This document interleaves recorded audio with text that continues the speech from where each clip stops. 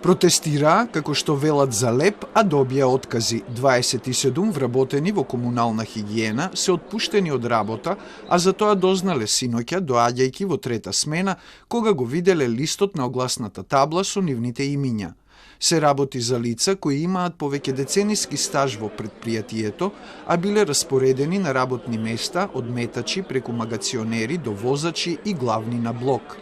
Не се спасија од најавата на директорката Мазнева за нови отпуштања и покрај вчерашната одлука на извршниот одбор на синдикалната организација на комунална хигиена во интерес на здравјето на граѓаните да запре 4-дневниот протест и да продолжат да го собираат ѓубрето.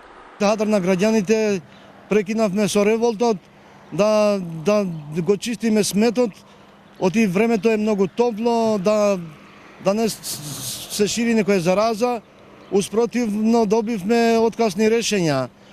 Баравме леп, добивме откасна решења. Луѓе што работевме по 30-40 години работен стаж во комунална хигиена.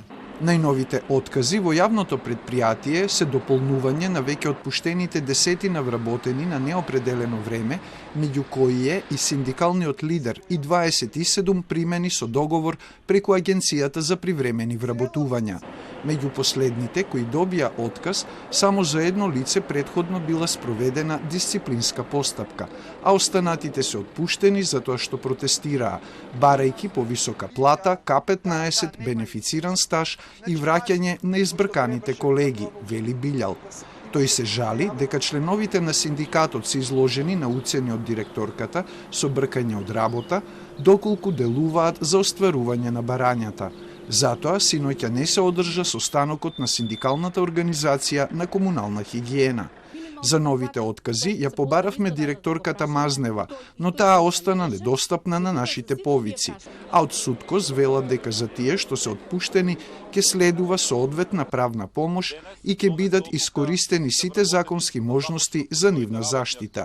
За спречување вработен да си ја врши работата, додека траеше бојкотот во комунална хигиена, едно лице заработи кривична пријава за насилство.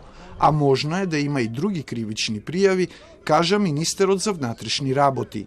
Денеска треба да биде доставен записникот од Инспекторатот за заштита на животна средина, комуналниот инспекторат и инспекторите од градот Скопје, да ги видиме на одите нивни во однос на целата ова состојба и во постојана координација сме со обвинителот, секако дека доколку се утврдат елементи на кривично дело, за сите сторители кои што допринесоа главниот град да се дави во смет, можно е да бидат поднесени кривични пријави.